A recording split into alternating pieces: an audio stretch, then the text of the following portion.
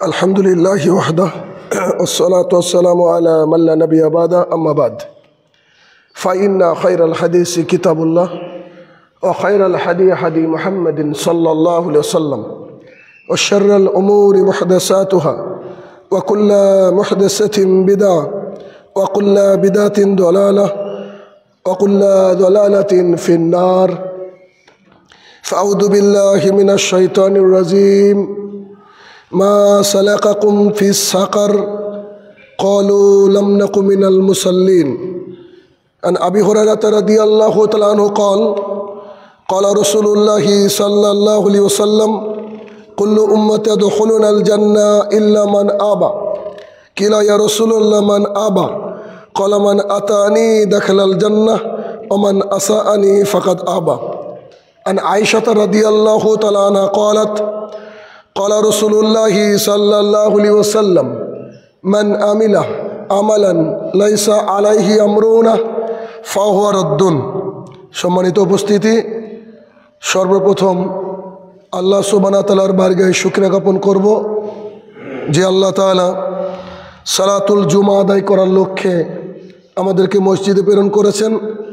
যে আল্লাহ সুবহানাহু ওয়া তাআলা মালিক ইয়াউমিদ্দিন, বিচার দিবসের একচ্ছত্র অধিপতি, সে রব্বুল ইজ্জাতের বারগাহে শুকরিয়া জ্ঞাপনার্থে আমরা বলি আলহামদুলিল্লাহ। অতঃপর সমগ্র মানব জাতির শিক্ষক, সমগ্র মানব জাতির পথপ্রদর্শক মুহাম্মদুর রাসূলুল্লাহ সাল্লাল্লাহু আলাইহি সাল্লামের উপর শতকোটি সালাত ও সালাম বর্ষিত হোক, আমরা বলি আল্লাহুম্মা আমিন। আজকে সংক্ষিপ্ত জুমার খুতবার বিষয়, আমরা কেন সলাত আদায় করব, আমাদের ভাষায় আমরা কেন নামাজ পড়ব। উক্ত বিষয়ে তথ্য এবং তত্ত্ববহল কয়েকটা পয়েন্ট আলোচনা করার চেষ্টা করব ইনশাআল্লাহুল আজিজ।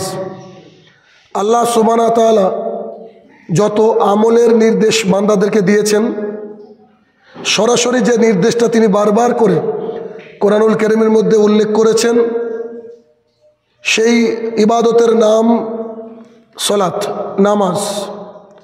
সলাত অতীব গুরুত্বপূর্ণ। ইতিপূর্বে যদিও শুনেছেন যে যার সলাত নাই তার দিন নাই, অতএব আল্লাহ তাআলার কাছে মুসলমান হিসাবে দাঁড়াতে, আল্লাহ তাআলার সামনে তার বিধিবিধানকে মানার যে প্রবণতা, তা নিয়ে দাঁড়াতে আমাদের জীবনে সলাতের খুবই গুরুত্ব রয়েছে। সলাত এমন একটা ইবাদত, যে ইবাদতে আল্লাহ সুবহানাহু ওয়া তাআলা কোনো ছাড় দেননি। সিয়ামে যার বয়স হয়ে গেছে, সে ফিদিয়া দিলে সিয়াম বা রোজা তার হয়ে যায়। হজ করার সামর্থ্য থাকলে, নিজের যদি শরীর পারমিট না করে, অত টাকা সেই পরিমাণ একজন মানুষকে দিয়ে দিলেন, তিনি যদি হজ করেন, হজ আপনার। সিয়াম এত গুরুত্বপূর্ণ ইবাদত, আল্লাহ সুবহানাহু ওয়া তাআলা বলেছেন তোমরা যদি সফরে থাকো তাহলে তোমরা সিয়ামটা তখন করে রাখিও না, পরে এবার তুলে নিও। মানে সব বিষয়ের আমরা ইবাদতের ছাড় দেখেছি, কিন্তু সলাত এমন একটা গুরুত্বপূর্ণ ইবাদত, আল্লাহ সুবহানাহু ওয়া তাআলা এবং মুহাম্মদ সাল্লাল্লাহু আলাইহি ওয়াসাল্লামের তরফ থেকে কোনো ছাড় আমরা পাইনি। তাতে শীত হোক, বর্ষা হোক, গ্রীষ্ম হোক, ঠান্ডায় অবস্থা খারাপ হোক অথবা গরমে অবস্থা খারাপ হোক, আমাদেরকে জরুরি ভিত্তিতে সলাত আদায় করতে হবে। আমরা এতদিন যাবৎ নামাজ পড়ছি, কিন্তু কেন পড়ছি এগুলো আমাদের জানার দরকার। যে আমরা কালকে জমিতে পাট বুনছি, ধান বুনছি বা কলাই বুনছি, লাগাচ্ছি, তো এগুলো কেন করছি? আমরা জানি যে এখান থেকে ফসল পেলে তা আমাদের পরিবারের কাজে লাগবে, বিক্রি করে কিছু টাকা হবে, তা দিয়ে সংসার চলবে। কিন্তু আমরা সলাত আদায় করছি দীর্ঘদিন থেকে, এটা জানার দরকার যে আমরা কেন নামাজ পড়ছি। কারণ মানুষ যখন কোনো বেনিফিট জানবে, কোনো কিছু লাভ জানবে, তখন কিন্তু সে সেই দিকে বেশি আগ্রহী হবে। তাই হঠাৎ করে ভাবলাম যে আজকে এই বিষয়ে একটু আলোচনা করি, যে আমরা কেন সলাত আদায় করব। যদি মানুষেরা এই কথাগুলো শুনে, এই কথাগুলো বুঝে, আমি আশাবাদী সে আর জীবনে সলাত ছাড়বে না বা সলাতের প্রতি গাফিলতি আসবে না। ছোট্ট ছোট কয়েকটা পয়েন্ট আলোচনা করব। তার 1 নম্বর পয়েন্ট হচ্ছে কুফরি থেকে বাঁচতে আমরা সালাত আদায় করব। অর্থাৎ আমরা কাফের হব না, এই কাফের হওয়া থেকে বাঁচতে আমরা সালাত আদায় করব। কেননা যে ব্যক্তি কাফের, যে ব্যক্তি কুফরি করে, তার কোনো হিসাব কালাম হবে না, সরাসরি জাহান্নামে যাবে। অতএব আমরা কুফরি থেকে বাঁচতে সালাত আদায় করব। জাবের রাদিয়াল্লাহু তাআলা আনহু বলেন, রসুল সাল্লাল্লাহু আলাইহি সাল্লামকে বলতে শুনেছি, অথবা রসুল্লাহ সাল্লাল্লাহু আলাইহি সাল্লাম বলেছেন যে মুমিন বান্দা এবং কুফরির মধ্যে পার্থক্য হচ্ছে সলাত, নামাজ পরিত্যাগ করা। একজন মুমিন বান্দা আর একজন সলাতকে ত্যাগ করেছে। কেউ অমুসলমান নয়, দুজনই মুসলমান। একজন মুমিন যে 5 ওয়াক্ত সালাত আদায় করে, আর একজনই আপনারই পরিবারের সন্তান, আপনারই পরিবারের কেউ, আপনারই পাড়ার কেউ, একজন সালাত আদায় করে আর একজন সালাতকে ত্যাগ করেছে। তাহলে এর মধ্যে তফাৎ হচ্ছে এ মুসলমান আর এ হচ্ছে কাফের। মুসলিম শরীফ হাদিস নম্বর 82। জাবের রাদিয়াল্লাহু তাআলা আনহুর হাদিস থেকে আমরা বুঝতে পারলাম রাসূলুল্লাহ সাল্লাল্লাহু আলাইহি ওয়াসাল্লাম বলছেন যে মুমিন বান্দার সঙ্গে কুফরি বা কাফেরের পার্থক্য হচ্ছে কি? সালাত। এই একটা হাদিস যদি আমরা মেনে নিই, আমল করি, তাহলে আমাদের জীবনের সালাত আর ছুটার কথা না। ব্যতিক্রম সেটা ভিন্ন কথা, কোথাও পড়ে নিলেন সেটা ভিন্ন কথা, তবে সালাত ছুটার কথা না। কেন? কারণ একজন মানুষ নামাজ না পড়লে মুসলমান থাকে না। এবার নামাজ মানে কাকে বলে? নামাজ। সালাত কাকে বলে? সালাত হচ্ছে প্রতিদিন 5 বার মসজিদে এসে সালাত আদায় করার নাম হচ্ছে সালাত। সালাত মানে শুধুমাত্র আজকের দিনে মসজিদে এসে ভিড় করা না। সালাত মানে ইচ্ছা মতো মাগরিবে যাওয়া না। সালাত মানে ইচ্ছা মতো ফজরে পড়লাম, বাদ বাকি সারাদিন খবর নাই, এটাকে সালাত বলে না। নামাজ হচ্ছে যে ব্যক্তি 5 ওয়াক্ত পড়ে, এটা হচ্ছে আল্লাহর কাছে মুসল্লি, আল্লাহর কাছে সালাত। তাহলে আমাদের মুমিনদের সাথে কাফেরদের পার্থক্য হচ্ছে কি? সালাত। এবার খুব ভালো করে বুঝেন, একজন মানুষ সনাতন ধর্মী হিন্দু এখানে দাঁড়িয়ে আছে, একজন খ্রিস্টান, একজন বেদিন, একজন বেঈমান, একজন বৌদ্ধ, একজন জৈন, এগুলা পরপর দাঁড়িয়ে আছে। আর এখানে একজন দাঁড়িয়ে আছে আব্দুর রহমান, এ সালাত আদায় করে, এ মুসলমান, আর এগুলা কি? সবাই কাফের। ওই কাতারে একজন লোক দাঁড়িয়ে আছে শাহিনুর রহমান। শাহিনুর রহমান সালাত আদায় করে না ঠিকঠাক, ঠিক মতো, যেমন করে 5 বার আসার কথা আসে না, ইচ্ছা করে প্রতিদিন 1-2 রাত ছেড়ে দেয়, ইচ্ছা করে খালি মাগরিব পড়ে। ও এবার এখানে দাঁড়িয়ে আছে, এখানে এই ব্যক্তি মুসলমান, শাহিনুর রহমান কাফের। কথা কি বুঝতে পারলাম? একটা কথা বুঝলে যথেষ্ট। পৃথিবীর আল্লাহ রাসূল সাল্লাল্লাহু আলাইহি ওয়াসাল্লামের একজন সাহাবীও ছিলেন না, এই আমি যে মতের কথা বলছি তার বিপরীত কেউ ছিলেন না। প্রত্যেকটা সাহাবী একেবারে ইজমা, তাদের মধ্যে একবারে ইজমা ছিল, ঐক্যমত ছিল যে কোনো ব্যক্তি যদি ইচ্ছা করে নামাজ ছেড়ে দেয়, ও ব্যক্তি কাফের। 1 ওয়াক্ত নামাজ খালি। তাহলে আপনি যদি পাড়ার দিকে খেয়াল করেন, হয়তো 98% মুসলমান না, অথচ তাদের জানাজাও হয়। আশ্চর্য লাগে। তাহলে এই ব্যক্তি কবরে গিয়ে কি করবে বলেন? যে ব্যক্তি সালাত আদায় করে না, সে ব্যক্তি কবরে গিয়ে কি করবে? আবার এরাই মুখে বড় বড় কথা বলে যে আমরা নামাজ না পড়লে আমাদের ঈমান কিন্তু পাকা আছে, আস্তাগফিরুল্লাহ বলে। এটা আল্লাহর সাথে ভণ্ডামি করা। জাবের রাদিয়াল্লাহু আনহু থেকে স্পষ্ট হাদিস যে আমাদের আর কাফেরের মধ্যে পার্থক্য সালাত। তাহলে যে সালাত আদায় করছে কাফের না, আর যে সালাত আদায় করে না সে কাফের। কোনো কথা চলবে না। হ্যাঁ, দুনিয়ার বুকে এই যে লাঠির জোর চলতে পারে, বংশের জোর চলতে পারে, নেতাগিরি চলতে পারে, আল্লাহর কাছে গিয়ে কিচ্ছু চলবে না। কবরে যাওয়া মাত্র আল্লাহ সুবহানাহু ওয়া তাআলা আপনার জন্য করে দেবে ফাফরিসহু মিনাল নার, জাহান্নামের বিছানা বিছিয়ে দাও। ওয়া লিবাসু মিনান নার, জাহান্নামের পোশাক পরিয়ে দাও। ওয়া লাহু ইফতাহু বাবান মিনান নার, জাহান্নামের দিকে দরজা খুলে দাও। কিচ্ছু করার নেই, কেউ সাহায্যকারী থাকবে না সেখানে। অতএব 1 নম্বর পয়েন্ট কি? যে আমরা কুফরি থেকে বাঁচতে সালাত আদায় করবো। আরেকটা হাদিস, বুরাইদা রাদিয়াল্লাহু তাআলা আনহু বলেন, রাসূলুল্লাহ সাল্লাল্লাহু আলাইহি ওয়াসাল্লাম বলেছেন যে চুক্তি আমাদের চুক্তি স্বাক্ষর, আপনি একটা ব্যবসা করছেন, তার একটা চুক্তি থাকে। আমরা যেমন আমাদের জমি জমা যাদের আছে আমরা ট্যাক্স দিই, সরকার ক্ষেত্রে একটা চুক্তি। এখন যদি আমি ট্যাক্স না দিই তো সরকার যা খুশি করতে পারে। বুরাইদা রাদিয়াল্লাহু তাআলা আনহু বলেন, রাসূল সাল্লাল্লাহু আলাইহি ওয়াসাল্লাম বলেছেন যে আমাদের এবং তাদের মাঝে, আমাদের আর কাফের, ব্যাকেটে কাফের, আমাদের আর কাফেরদের মাঝে হচ্ছে চুক্তি বিদ্যমান, আর ওই চুক্তির নাম হচ্ছে সলাৎ, নামাজ।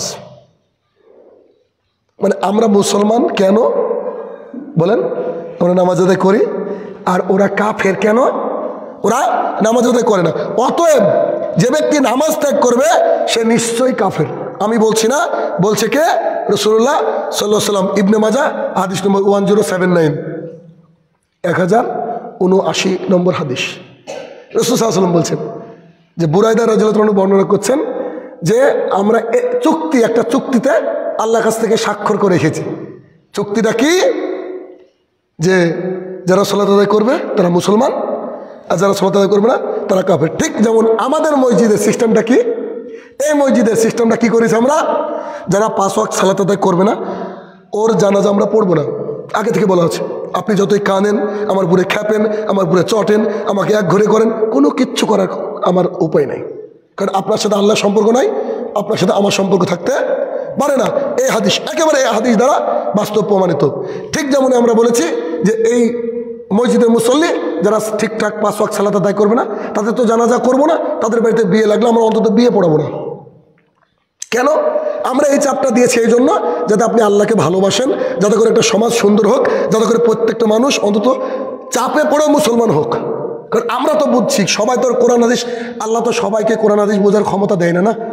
সবাই যদি কোরআন হাদিস বুঝতো তাহলে তো কোনো ফজরের মসজিদগুলো খালি থাকতো না। চিন্তা করেন একবার। তাহলে একটা ব্যাপার আছে, ভেতরে একটা গতি রাখতে হবে। আজকে যেমন মালদা থেকে আসছি, কোথায় নামাজ পড়বো টেনশন, আস্তে আস্তে আস্তে ইসলামপুরে নামাজ পেলাম। তাহলে আমি তো আরাম করে ঘুমে আসতে হতাম, সারা রাত তো জেগে আসছি, কি দরকার নামাজ পড়া? আল্লাহ রাস্তায় তো ছিলাম, জালসা করছিলাম আল্লাহ রাস্তায়, আস্তাগফিরুল্লাহ, এগুলো চলবে না। 5 ওয়াক্ত সালাত যে কোনো মূল্যে, যেখানে থাকেন আপনার পৃথিবীর সব কাজ পানি হয়ে যাক, চলে যাক পানির মধ্যে, কিন্তু আপনাকে সালাত আদায় করতে হবে। এই দুটো হাদিস থেকে একেবারে স্পষ্ট যে যারা সালাত আদায় করে না তারা কাফের। আপনি আবার বুঝেন, আমার ছেলে রওনাক রহমান ওর নাম, আমার ছেলে যদি কোনোদিন সালাতকে ত্যাগ করে, এই ছেলে আল্লাহর কাছে গিয়ে রওনাক রহমান থাকবে না, এ কাফের। কথা কি বোঝাতে পারছি? আমি শাহিনুর রহমান, আল্লাহ আমাকে দিনের জ্ঞান দিয়েছে। কত জায়গায় আমার বক্তৃতা শুনে মানুষ সালাত আদায় করছে, সিয়াম পালন করছে, টাকনুর উপরে প্যান্ট পরছে, দাড়ি রাখছে, হাজার হাজার মানুষ কত আমার ভক্ত, এই সেই ইত্যাদি। আমি যেদিন সালাত ছেড়ে দেবো, আমিও যা, এটা কাফের, এটা চণ্ডীদাস, এটা বেদিন, এটা বেঈমান, ও তাই, কোনো তফাৎ নেই, কোনো তফাৎ নেই। অতএব যার সাথে আপনার বন্ধুত্ব তাকে নসিহত করেন সালাতের জন্য। যদি সালাত আদায় করে বন্ধুত্ব রাখেন, আর যদি সালাত আদায় না করে ওর সাথে বন্ধুত্ব ছিন্ন করা এটা আপনার জরুরি কর্তব্য। কেন? 7 শ্রেণীর মানুষ আরশের নিচে ছায়া পাবে, আল্লাহ ছায়ার তলে ছায়া পাবে। তার মধ্যে 1 শ্রেণীর মানুষ যে যাকে দিনের জন্য ভালোবাসে, দিনের জন্য ভালোবাসে, আবার তার সাথে দিনের জন্য সরে আসে, দিনের জন্য সরে আসে। দিন ইসলামকে কিন্তু রাসূল সাল্লাল্লাহু আলাইহি ওয়াসাল্লাম যেমন করে বুঝিয়েছেন ওভাবে বুঝতে হবে। আপনি, আপনার, আমাদের যে মত, এই মত হলে কিন্তু চলবে না। কারণ আল্লাহর কাছে কোনো ছাড় নাই। দুনিয়ার বুকে আধার কার্ড, ভোটার কার্ডের নামের এদিক ওদিক থাকলেও পার হওয়া যায়, কিন্তু আল্লাহ তাআলার কাছে কোনো রকমের কোনো ছাড় হবে না। অতএব খুবই গুরুত্ব দিয়ে ভাবতে হবে। 1 নম্বর পয়েন্ট কি বললাম, যে কুফরি থেকে বাঁচতে, অর্থাৎ কাফের না হওয়ার কারণে, কাফের হব না, এই জন্য আমরা কি করব? সালাত আদায় করবো। একেবারে প্রাণপণে চেষ্টা করতে হবে যে আল্লাহ যতদিন বাঁচবো তুমি সালাত আদায় করার তৌফিক আদা করো, আল্লাহুম্মা আমিন। 2 নম্বর পয়েন্ট, দিন ও ইমানকে রক্ষা করার জন্য সালাত জরুরি। দিন আর ইমানকে রক্ষা করার জন্য সালাত জরুরি। অর্থাৎ কোনো ব্যক্তি যদি সালাত আদায় না করে, সোজা ভাষায়, তাহলে সে ব্যক্তির দিনও নাই, সে ব্যক্তির ইমানও নাই। তো ওই যে লোকটা মারা গেল, মারা যাওয়ার আগে আমার ভাগ্নেকে বলছে যে তোরাই নামাজ পড়গা, নামাজ না পড়লে আমার ইমান ঠিক আছে। এখন ওর কি অবস্থা বলেন তো? তাহলে হয় ওর কথা সত্য, আনুল্লাহ হাদিস মিথ্যা, আস্তাগফিরুল্লাহ, হাদিস কি মিথ্যা? আসেন হাদিস পড়ি। আবু দারদা রাদিয়াল্লাহু তাআলা আনহু বলেন, রাসূল সাল্লাল্লাহু আলাইহি ওয়াসাল্লাম বলেছেন, যার নামাজ নাই তার ইমান নাই। বলেন এবার, তাহলে যে লোকগুলো চায়ের দোকানে বসে, রাস্তাঘাটে বসে বলে যে তোরা নামাজ পড়গা, আমাদের ইমান আছে, কত বড় বাট পার হলে এই কথা বলতে পারে? আবু দারদা রাদিয়াল্লাহু আনহু বলছেন কি, যার নামাজ নাই তার কি নাই?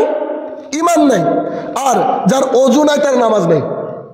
উনি বলছেন সৈয়দ তারগিবের হাদিস 575 575 নম্বর হাদিস বলছেন যে যার সলাৎ নাই তার ঈমান নাই, ও মুসলমান না। আর যার ওযু নাই তার নামাজ নাই। আমরা সবাই জানি, এটা উদাহরণ আর কি। যার ওযু নাই তার নামাজ নাই। ইবনে মাসউদ রাদিয়াল্লাহু তাআলা আনহু বলেন রাসূলুল্লাহ সাল্লাল্লাহু আলাইহি ওয়াসাল্লাম বলেছেন যে ব্যক্তি নামাজ ত্যাগ করে, যে ব্যক্তি সালাতকে ত্যাগ করে, তার মধ্যে কোনো দিন নাই, অর্থাৎ তার ইসলাম। সে যদি বলে আমার ধর্ম ইসলাম, সে মিথ্যা কথা বলছে, ও ধর্ম ইসলাম না। অর্থাৎ সালাত আমরা দ্বিতীয় পয়েন্ট আদায় করব এই জন্য আমাদের দিনকে আর ইমানকে কি করার জন্য, রক্ষা করার জন্য। যার সালাত নাই তার দিনও নাই, ইমানও নাই। আর আগের পয়েন্টে শুনেছেন ও ব্যক্তি মুসলমানই না। এই দুটো পয়েন্ট। 3 নম্বর পয়েন্ট, আল্লাহ তাআলার কাছে সব আমলের প্রতিদান পেতে। এই খুতবা কোনোদিন শুনেননি, আজ প্রথম শুনছেন। আশা করছি কোথাও কোনোদিন শুনেননি, আজ প্রথম শুনছেন। কেন জানেন? এটা আমার লেখা বই থেকে খুতবা দিচ্ছি আমি। বইটা কালকে এসেছে, আমি ছিলাম না, ঠিক আছে। এই বইটা দুটো বই আলহামদুলিল্লাহ। এই যে বিবাহ একটি ইবাদত আর সোনালী যুগের সলাত। যাদের সামর্থ্য আছে বেশ কিছু কিনে নেবেন, কিনে নিয়ে প্রত্যেকটা যাদেরকে ভালোবাসেন তাদেরকে দিবেন, একটা করে গিফট করবেন। আমি টার্গেট করেছি এলাকায় এমন কোনো বিদাতি মসজিদ নাই যে সে মসজিদ আমি দিব। এই জন্য কিছু মানুষের কাছ থেকে টাকা কালেকশন করছি, খুব আমার কাছের যারা, তাদের কাছ থেকে, সব বড় বড় লোক, তাদের কাছ থেকে নিয়ে আজকে যেমন নদীয়াতে যাবো, যেতে যেতে যত মসজিদ পাবো প্রত্যেকটা মসজিদে দেবো যে বিবাহ জানার দরকার আমাদের সমাজে, আর নামাজ, এটা হচ্ছে আল্লাহ রসুলের নামাজ। তো এরকম ব্যতিক্রম আশা করছি বই খুব থাকতে পারে মার্কেটে, আল্লাহ ভালো জানে। তবে এই আমার লেখা বই থেকে আমি খুতবা দিচ্ছি আজকে, কারণ আমার তো আজকে খুতবা রেডি নেই, বুঝতে পারছেন তো। এই বইটা প্রত্যেকের বাড়িতে রাখবেন আর কাউকে গিফট করবেন। টাকা পৃথিবীতে বহু আছে, টাকা লাখ লাখ টাকা ইনকাম করবেন, শেষ হয়ে যাবে। কিন্তু যদি একটা বই কাউকে দেন আর একটু যদি নামাজটা তার শুধরে নাই, কি করে নামাজ আদায় করবেন, দোয়া A to Z সব আছে বইটায়, A to Z। খুব অল্প পেজের মধ্যে পুরো বইটাকে আমি কমপ্লিট করার চেষ্টা করেছি। যা শুরুতে খুতবা শুনে বুঝতে পারছেন যে বইটার কোয়ালিটি কেমন হবে। অতএব যারা পারবেন নিয়ে যাবেন, আপনার এটা মানুষকে দেওয়ার জন্য, আর নিজের বাড়িতে রাখবেন। সব উচ্চারণ বাংলায় দেওয়া আছে, যেমন সূরা ফাতিহা আরবিতে দেওয়া আছে, উচ্চারণ বাংলায় দেওয়া আছে, তার সাথে আবার মানে দেওয়া আছে, এবং দলিল কোথা থেকে করলাম, সম্মিলিত মোনাজাত আপনি কেন করবেন না? পৃথিবীর বড় বড় মুহাদ্দিসদের দলিল, কল, কারা কি বলেছে, বাড়ির থেকে বেরোনোর দোয়া, শয়তানের বদনজর থেকে বাঁচার দোয়া, A to Z আমি রাখার চেষ্টা করেছি। প্রায় 1 বছর খেটে খেটে বইগুলো লিখেছি। এই বইগুলো আজকে আমি হাতে পেলাম, আলহামদুলিল্লাহ। মানে এত খুশি আমি যে এই বইগুলো আমি হাতে পেয়েছি। আপনারা সংগ্রহ করার চেষ্টা করবেন। তো আল্লাহ তাআলার কাছে কি প্রতিদান পেতে, আল্লাহ তাআলার কাছে আমলের প্রতিদান পেতে। তার মানে এই পয়েন্ট থেকে বোঝা যাচ্ছে যে ব্যক্তি সালাত আদায় করে না, ও আল্লাহর কাছে গিয়ে কোনো কিছুর প্রতিদান পাবে না। উদাহরণ কি? ধরেন রাসূল সাল্লাল্লাহু আলাইহি ওয়াসাল্লাম বলছে কোনো ব্যক্তি যদি রাস্তা থেকে একটা পাথর সরায়, আল্লাহ তাআলা তাকে নেকি দিবে। এক পর্যায়ে বলছে আল্লাহ তাআলা তাকে জান্নাত দিবে। রাস্তায় কোনো কষ্টদায়ক বস্তু পড়ে আছে, ওটা যদি কেউ সরিয়ে দেয় কি করা হবে? তাকে আল্লাহ তাআলা জান্নাত দিবে অথবা নেকি দিবে। নেকিটা কত দিবে? 1 দিবেন, 10 বাড়াবেন, 70 বাড়াবেন, 700 বাড়াবেন। অনেক হাদিস অনেক রকম এসছে। তো আল্লাহ তাআলা এই প্রতিশ্রুতি দিচ্ছে। কিন্তু এবার বুঝেন, একটা ব্যক্তি রাস্তায় 1 লরি পাথর সরিয়েছে, বিশাল বড় একটা গাছ পড়েছিল, নিজের খরচ করে 10,000 টাকা খরচ করে রাস্তা ক্লিন করে দিয়েছে, কিন্তু সেই ব্যক্তি নামাজ পড়ে না। কত নেকি পাবে বলেন তো? 0। ও কিছু পাবে না। এইটার পয়েন্ট হচ্ছে কি, যে আল্লাহ তাআলার কাছে সব আমলের প্রতিদান পেতে কি করতে হবে? সালাত আদায় করতে হবে। আনাস রাদিয়াল্লাহু তাআলা আনহু বলেন, আমি দেখলাম যে প্রত্যেকটা নামাজ শিক্ষা বই কি বলেন তো, কি করে নামাজ পড়তে হয়, কখন কোথায় হাত বাঁধতে হয়, কখন কি পড়তে হয়, এগুলা সব আমি বহু বই পড়েছি, সব এগুলো। আমি ভাবলাম যে একটু ব্যতিক্রম লিখি, যে কেন নামাজ পড়বো, এটা যদি মানুষের অন্তরে একটু গাঁথে, যে তাই তো সত্যি তো নামাজ পড়ার দরকার, এই টার্গেট নিয়ে লেখা। আনাস রাদিয়াল্লাহু তাআলা আনহু বলেন, রাসূল সাল্লাল্লাহু আলাইহি ওয়াসাল্লাম বলেছেন, কিয়ামতের দিন, এটা প্রসিদ্ধ হাদিস, আল্লাহ সুবহানাহু ওয়া তাআলা সর্বপ্রথম বান্দাকে জিজ্ঞাসা করবে তার সালাত সম্পর্কে, নামাজ সম্পর্কে। খুন করে গিয়েছেন, ও এইসব হবে না। কারো জমির আল মেরেছেন, এইসব হবে না। কত টাকা কামিয়েছেন, এসব চলবে না। মানে কি করেছেন, এইসব চলবে না। কতটা সন্তান, চলবে না। কি করেছে সন্তানরা, চলবে না। কিয়ামতের মাঠে প্রথম যে প্রশ্ন করা হবে, বলে আসো নামাজের হিসাব দাও। আনাস রাদিয়াল্লাহু আনহু বলছেন, রাসূল সাল্লাল্লাহু আলাইহি ওয়াসাল্লাম বলেছেন, সলাতের কি করা হবে? হিসাব নেওয়া হবে। যার সলাত নাই, তার দিন নাই, তাকে জাহান্নামে, কোনো কোশ্চেন নেই। আর যার সলাত আছে, তার অন্যান্য আমল গৃহীত হবে। ওই যে রাস্তায় পাথর সরিয়েছিল, এবার গৃহীত হবে। ওই যে দান করেছিল, এবার গৃহীত হবে। ওই যে রমজান মাসে রোজা করেছিল, এবার গৃহীত হবে। ওই যে ফসলের ওষুধ দিয়েছিল, এবার গৃহীত হবে। 1 টাকা মসজিদে দান করেছিল, এবার পাবে। কিন্তু যদি সলাত না থাকে, আগে বাতিল। তার মানে বুঝতে পারছেন, মিলিটারি যখন বাছাই করে, তো মিলিটারি বাছাই করার সময় দেখবেন ওরা বলে দেয় যে 6 ফুট 2 ইঞ্চি। এবার মেজারমেন্টে যে 6 ফুট 2 ইঞ্চি যদি তলে চলে যান, আর কি চান্স আছে?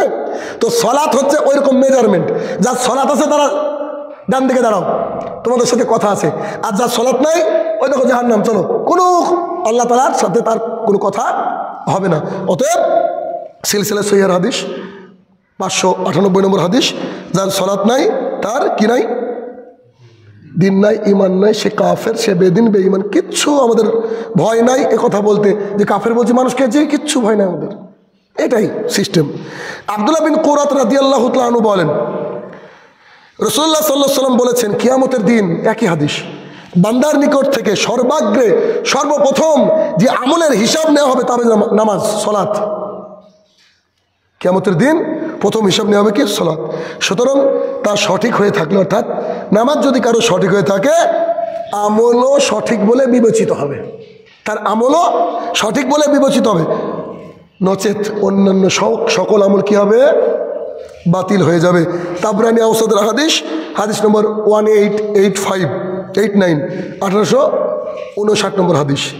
তাহলে বোঝা গেল, আল্লাহ তাআলার কাছে আমলের প্রতিদান পেতে কি করবো? আমরা সলাৎ আদায় করব। অতএব জরুরি ভিত্তিতে আমাদেরকে সলাতের প্রতি ধ্যান দিতে হবে। কারণ ঠিক আধার কার্ডের মতো, আধার কার্ড না থাকলে যেমন পাসপোর্ট করার কথা ভাবাও যাবে না, আধার কার্ড না থাকলে যেমন প্যান কার্ড করার কথা ভাবাও যাবে না, আধার কার্ড না থাকলে যেমন খাদ্য সুরক্ষার কোনো দামও নাই, ঠিক তেমন করে আমাদেরকে সলাৎকে খুব গুরুত্বপূর্ণ ইবাদত মনে করে, আর গুরুত্বপূর্ণ ইবাদতই তো বটে, ইবাদত ভেবে আমাদেরকে ইবাদত করতে হবে। আল্লাহ তাআলা আমাদের সেই তৌফিক আদা করুক। আল্লাহুম্মা আমিন।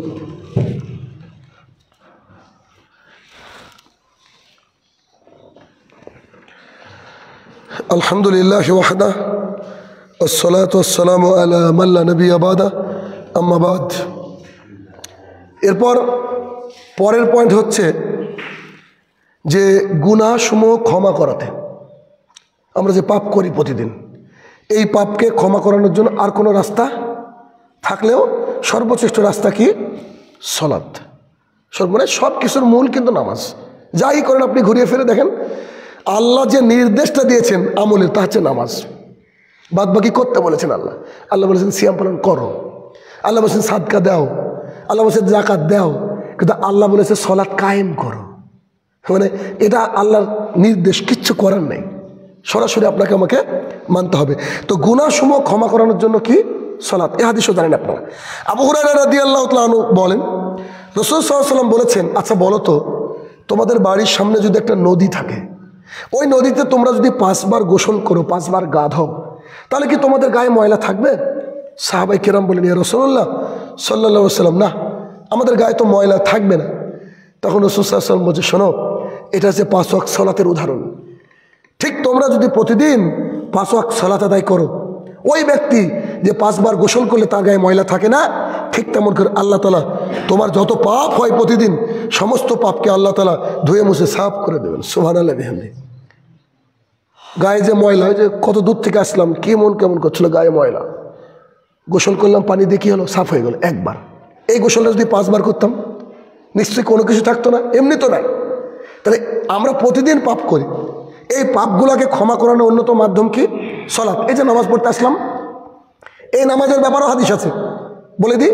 আবু হুরায়রা রাদিয়াল্লাহু তাআলা আনহু বলেন, রাসূল সাল্লাল্লাহু আলাইহি ওয়াসাল্লাম বলেছেন, এক জুমা থেকে অপর জুমা, এক রামাদান থেকে অপর রামাদান, ভেতরে যত পাপ হবে 5 ওয়াক্ত সালাত সমস্ত পাপকে আল্লাহ তাআলা ক্ষমা করে দেবে। সুবহানাল্লাহ। তার মানে কি? 5 ওয়াক্ত নামাজ, 5 ওয়াক্ত সালাত, এক জুমা থেকে আরেক জুমা, এক রামাদান থেকে আরেক রামাদান, সমস্ত পাপের কি? কাফারা।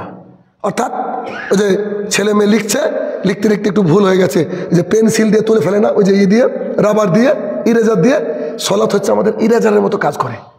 কারণ আল্লাহ তাআলা জানে যে আমরা বান্দা, আমরা ভুল করব, আমরা আদম সন্তান, আমরা ভুল করব।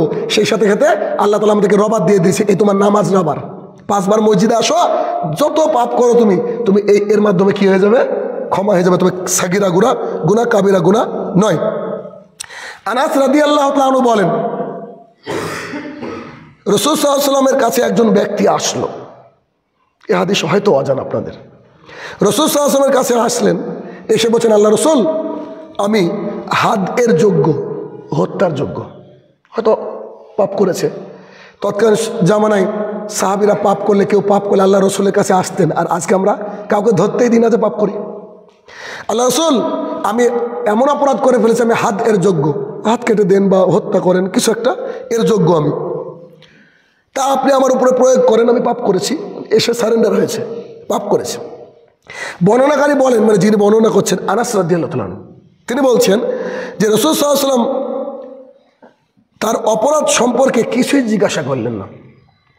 তিনি আল্লাহ রাসূলকে বলতেই থাকলেন, তিনি কিছু জিজ্ঞাসা করলেন না। বরং সালাতের ওয়াক্ত হয়ে গেল, নামাজের ওয়াক্ত হয়ে গেল। রাসূল সাল্লাল্লাহু আলাইহি ওয়াসাল্লাম বললেন, চলো আমরা নামাজ আদায় করি।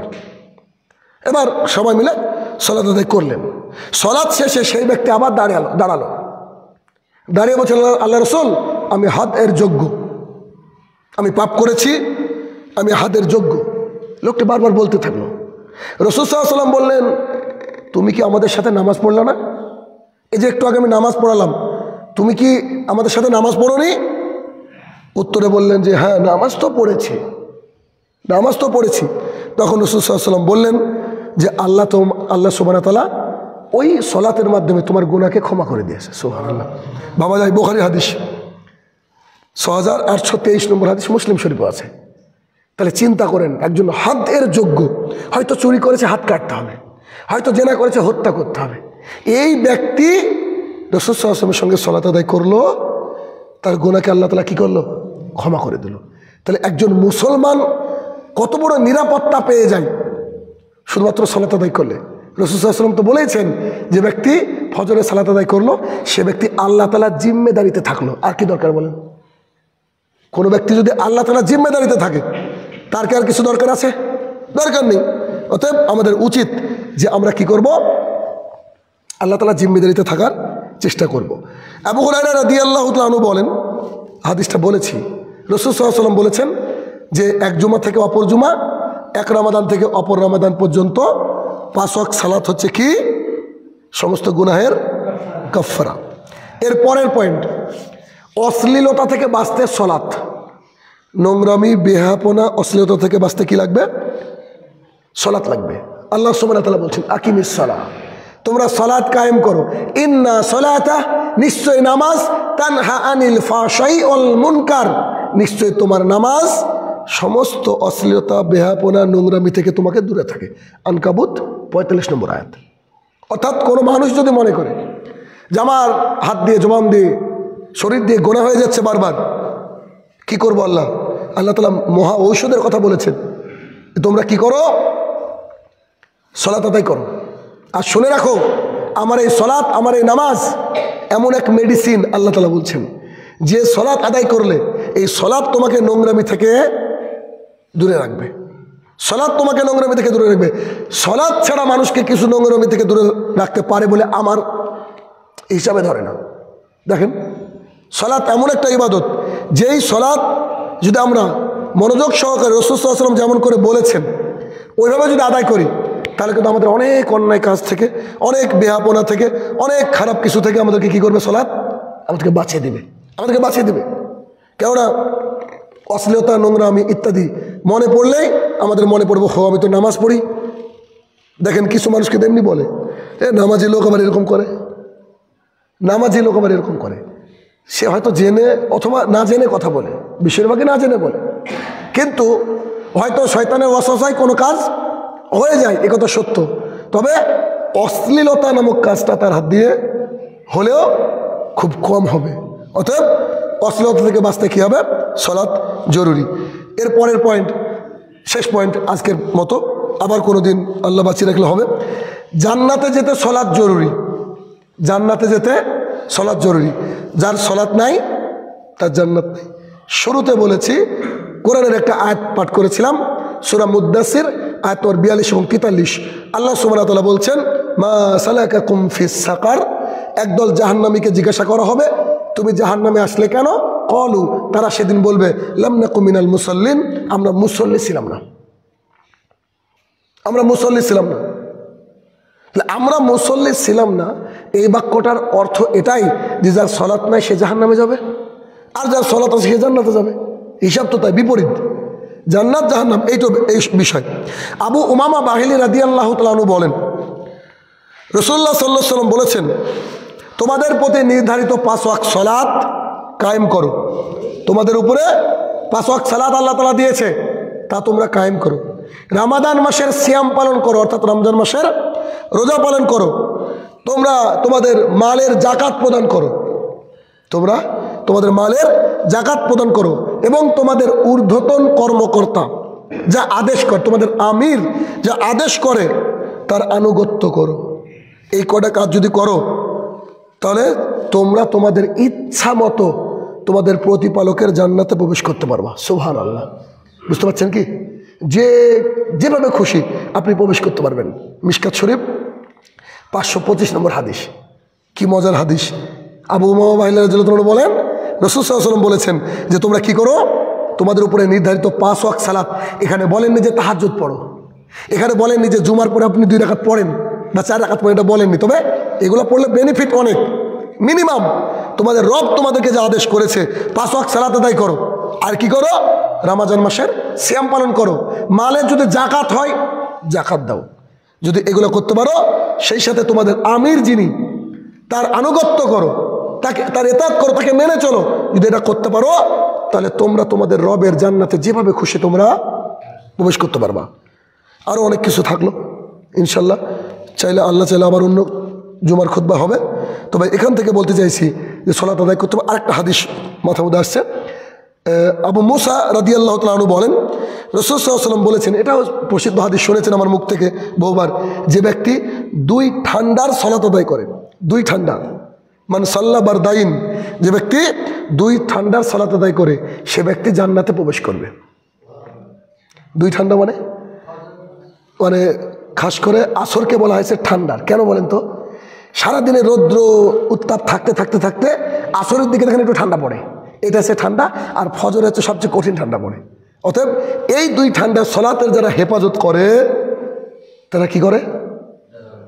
জান্নাতে প্রবেশ করবে। এখন আমার ভাই, আমার ড্রাইভার দুটোই আমাকে বলছে যে মাগরিবের সালাতের ফজিলত কি? তাহলে কেন মাগরিবের সালাতের বিশেষ করে ফজিলত পাইনি? তো ও বলছে যে আমাদের মসজিদে সবাই খালি মাগরিবের নামাজই পড়ে, আসরে তো কেউ আসি না, ফজরে তো কম, মাগরিবের ফজিলত ওদেরকে কে বললো? মানে ও যে যাচ্ছে আমার সাথে রবিউল, তো ও যেতে আমাকে বলছে যে মাগরিবের সালাতের ফজিলতটা কি? আমরা জানি, ও নিজে বলছে, মানে আমার বক্তব্য শুনে শুনে আলহামদুলিল্লাহ ট্রেন হয়েছে। ও বলছে যে আসরের নামাজ না পড়লে নাকি পরিবার সম্পদ সব ধ্বংস হয়, ফজরের সালাত আদায় করলে নাকি সারা রাত তাহাজ্জুদের নেকি পাওয়া যায়। ও বলছে, জালসা শুনে শুনে অভ্যস্ত হয়ে গেছে, ও বলছে যে মাগরিবের নামাজের কি নাকি? তুই তো একদিনও বললিনি যে মাগরিবের নামাজের কি নাকি। তো মাগরিবে সবাই ভিড় করে, কিন্তু আসরেও পাই না, এদেরকে ফজরে পাই না, ঘটনা কি? তা আমি বললাম যে এদেরকে যে শয়তান ধোকা দিচ্ছে। আসলে 5 ওয়াক্ত সালাতে আদায় করতে হবে। তবে আসর একটু মানে খাওয়ার পরে শুনে আসরটা চলে আসে, আলসের সময় নামাজ, আর ফজর খুব কঠিন একটা শয়তানের সাথে লড়াইয়ের নামাজ। এই দুটো নামাজের একটু স্পেশাল হেফাজত করতে হবে। কেমন? আমি তো 5 ওয়াক্ত পড়বই, 100% পড়তে হবে, কিন্তু এই দুটো নামাজের ব্যাপারে শয়তানের সাথে চ্যালেঞ্জ থাকবে যে তুই যাই যেভাবে কর, আমাকে গুমরা করার চেষ্টা কর না কেন, আমি কি করবো? সালাত আদায় করবো। তো হে আমার প্রতিপালক, আমরা যারা এখনও 5 ওয়াক্ত সালাত সেভাবে ধরতে পারিনি, আমরা যেন 5 ওয়াক্ত সালাত আদায় করতে পারি। আল্লাহ তুমি সেই তৌফিক আদা করো, আল্লাহুম্মা আমিন। এবং 5 ওয়াক্ত সালাত আদায় করে আমরা যেন তোমার সুশীতল জান্নাতের যেভাবে খুশি প্রবেশ করতে পারি, আল্লাহ তুমি সেই তৌফিক আদা করো, আল্লাহুম্মা আমিন। সাথে যে কথাটা বলতে চেয়েছিলাম সেটা হচ্ছে কি, রাসূল সাল্লাল্লাহু আলাইহি ওয়াসাল্লাম বলেছেন, তোমার মাধ্যমে যদি একজন মানুষ হেদায়েত পায় তাহলে ও যত নেকি করবে অত নেকি তোমার। এই আমি যে বক্তৃতার ফিল্ডে আছি এটা কিন্তু ব্যবসার ফিল্ড। আল্লাহি আমি 98 জন আলেম বলি, তার কারণবশত বহু আলেম আমাকে দেখতে পারে না। কালকেও জলসা করেছি, কেউ বলতে পারবে না আমি কোনোদিন টাকাটা দেখেছি, ক টাকা দিয়েছি, এখানে এসে জিজ্ঞাসা করি। ভাড়া কত, কতদিন আমাকে ঠকিয়েছে মানুষ। কালকে যে গালাগালি করেছে স্টেজে, যেভাবে মেলা বসেছে, ওর 14 গোষ্ঠী কোনোদিন আমাকে ডাকবে না, নিশ্চিত থাকেন। আজকেও মায়াপুরে হয়তো গালাগালি হবে যদি এরকম হয়। আমার কথা হচ্ছে সমাজকে শুধরাতে হবে, কিন্তু তার মধ্যে তারা বক্তৃতা শুনে বলছে যে এরকম বক্তৃতা আমরা শুনিনি। তার মানে আজকে আমার হয়তো বক্তৃতা শুনে হয়তো 10টা মানুষ 20টা মানুষ যদি নামাজ ধরে, ভালো করে বুঝবেন, ওই ব্যক্তি নামাজ ধরলো, ও ব্যক্তি যত নেকি পাবে আমি প্রতিদিন অত নেকি পাবো। কেমন নেকি? একটা উদাহরণ, আনাস রাদিয়াল্লাহু আনহু বলেন রাসূল সাল্লাল্লাহু আলাইহি ওয়াসাল্লাম বলেছেন, আল্লাহ তাআলা বলেন কোনো বান্দা যদি প্রতিদিন 5 ওয়াক্ত নামাজ পড়ে, আল্লাহ বলছেন আমি ওকে 50 ওয়াক্তের নেকি দেব। কথা কি বোঝাতে পারছি? এই বইটা আমি কেন লিখলাম, এই বই দুটো, এই বইটা যদি আমি কারোর কাছে আমার টাকাতে পৌঁছাতে পারি, এই বইটা আপনাদেরকে চোখ কান খোলার জন্য বলছি। অনেকে টাকা পাঠিয়েছে আলহামদুলিল্লাহ। আজকে সন্ধ্যা পর্যন্ত, বিকাল পর্যন্ত টাকা নেব বলেছি এই দুটো বইকে পৌঁছানোর জন্য। তো এই বইটা আপনি কাউকে গিফট করলেন, কাউকে দিলেন, সেই ব্যক্তি এই বইটা দেখে একটা আমল করলো, একটা আমল। কোন আমল করলো? ফরজ নামাজের পরে আয়াতুল কুরসি পড়লে জান্নাত যাবে, ধরেন এটা করলো। কিংবা কারো মনে নারাদুল্লাহ নামাজ না হলে মুসলমান থাকা যায় না, ঠিক আছে, আমি হয়তো বইটা দুটোর দাম 200 টাকা, খুব বেশি হলে, কথা বলছি। এইটা যদি আপনি কাউকে গিফট করেন, কাউকে দেন, এটা আমি টার্গেট করেছি, আমি দেবো আমার টাকা ইনশাল্লাহ, আর বাদ বাকি আপনার ইচ্ছা। তো কি এটা যদি আপনি কাউকে দিয়ে দেন, ও ধরেন নামাজ ধরলো আজ থেকে, তাহলে ও যদি আজ থেকে নামাজ ধরে, তাহলে আপনি ওই লোক যত দিন নামাজ পড়লো ওর নেকি তো পেলেন, ওর মাধ্যমে আর একজন নামাজ ধরলো, একবার চেন সিস্টেম বিজনেস। তার মানে এই মসজিদে যতজন মুসল্লি নামাজ পড়ে আলহামদুলিল্লাহ বেশিরভাগ নেকি আমার কাছে আসে। তার মানে এর অর্থ এনে আপনারা ছেড়ে দেবেন এমন না, কারণ আমি তো প্রথম দাওয়াতের কাজ করেছি, তারপরে আমার ভাগ্নে এসছে সাথে, আমরাই কিন্তু আস্তে আস্তে আপনাদেরকে উদ্বুদ্ধ করে নিয়ে এসেছি। আমাদের কিন্তু অ্যাকাউন্ট চলছে, আমরা ঘুমিয়ে থাকলো নাকি, বুঝতে পারেনি? আমার কথা শুনে বহুত মানুষ হয়তো তাহাজ্জুদ ধরেছে, ও রাত্রিবেলা তাহাজ্জুদ পড়ছে, আমি নাক ডেকে ঘুমাচ্ছি, আমার কিন্তু অ্যাকাউন্টে কি আসছে? নেকি আসছে। বুদ্ধিমান হওয়ার চেষ্টা করেন, হে আমার প্রতিপালক, আমরা যেন তোমার সঠিক দিনের উপর থাকতে পারি, আল্লাহ তুমি সেই তৌফিক আদা করো, আল্লাহুম্মা আমিন। আর আমাদের যারা কবরের তলে শায়িত, জানি না কি হালে রয়েছে মাবুদ, তারা যদি ক্ষমার যোগ্য হয় তাকে তুমি ক্ষমা দান করো, আল্লাহুম্মা আমিন। এইখানে এসে বারবার করে বলি ক্ষমার যোগ্য হয়, কেন বলেন তো? কারণ আমরা দোয়া করতে পারি না, যারা নামাজ পড়ে না তাদেরকে আল্লাহ ক্ষমা করবে না, এই জন্য এই কথা বলতে বাধ্য। আল্লাহ যারা ক্ষমার যোগ্য হয় তাদেরকে তুমি ক্ষমাদান করো, আল্লাহুম্মা আমিন। আমরা যারা হারাম এখনো খাই, হারাম থেকে যেন হালাল খেতে পারি, আল্লাহ তুমি সেই তৌফিক আদা করো, আল্লাহুম্মা আমিন। আমাদেরকে সমস্ত বালা মুসিবত থেকে তুমি মুসলমানকে হেফাজত করো, আল্লাহুম্মা আমিন।